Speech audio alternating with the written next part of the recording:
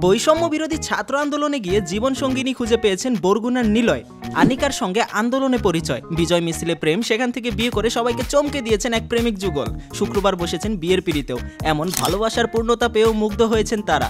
শুক্রবার ২৭শে ডিসেম্বর আসর নামাজ বাদ দারুল উলুম নৈসারিয়া কামিল মাদ্রাসা মসজিদে বিয়ে সম্পন্ন হয়েছে তাদের। এর আগের দিন বৃহস্পতিবার রাতে বিপ্লবী দুই যোদ্ধার বাসায় অনুষ্ঠিত হয়েছে ফুল, স্নিগ্ধা এবং গায়ে হলুদ অনুষ্ঠান। তবে সেই আয়োজনটা দুজনের বাসায় অনেকটা ঘরোয়া পরিবেশেই অনুষ্ঠিত হয়েছে। এই দুই দম্পতি হলেন বরগুনা পৌরসভার বাসিন্দা মীর রিজন মাহমুদ নিলয়, যার বর্তমান বয়স ২২ বছর, এবং বরগুনা পৌরসভার কলেজ রোড এলাকার বাসিন্দা ফৌজিয়া তাসনিন আনিকা, যার বর্তমান বয়স ২০। দুই সাহসী যোদ্ধার সঙ্গে কথা বলে জানা যায়, মীর রিজন মাহমুদ নিলয় আনোয়ার খান মডার্ন ইউনিভার্সিটিতে BBA ৬ সেমিস্টারে অধ্যয়নরত এবং ফৌজিয়া তাসনিন আনিকা সরকারি ব্রাজমোহন কলেজের অনার্স প্রথম বর্ষের রসায়ন বিভাগের শিক্ষার্থী। আন্দোলনের শুরু থেকেই সারা দেশের ন্যায় বরগুনায়ও মীর নিলয়ের সমন্বয় ও নেতৃত্বে আন্দোলন শুরু করেন। এ সময় জীবনের ঝুঁকি নিয়ে সব শিক্ষার্থীদের সঙ্গে আনিকাও আন্দোলনে যুক্ত হন। এরপর থেকে চোখে চোখ রেখে ভালো লাগার উদয়ন। এদিকে আন্দোলন তো চলছে। আন্দোলন কর্মসূচির মধ্যেই ৫ আগস্ট আনিকাকে নিলয়ের মনে প্রাণে পছন্দ হয়।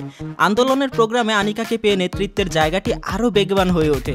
৫ আগস্ট শেখ হাসিনার দেশ ছেড়ে যাওয়ার পর ৭ আগস্ট থেকে তাদের প্রেম কন্টিনিউ চলতে থাকে। তাদের এই ভালোবাসার সাগর পরিমাণ মায়ায় পরিণত হয়। এক পর্যায়ে ২৫শে আগস্ট দুজনের পরিবারের মধ্যে জানানো হয়। শুক্রবার দুই পরিবারের সম্মতিক্রমে বিবাহ বন্ধনে আবদ্ধ হন এই যুগল। এ বিষয়ে মীর রিজন মাহমুদ নিলয় বলেন, আনিকার সঙ্গে আন্দোলনের মাধ্যমেই পরিচয় হয়। এমনিতে ওকে আগে দূর থেকে চিনলেও কখনো কথা হয়নি।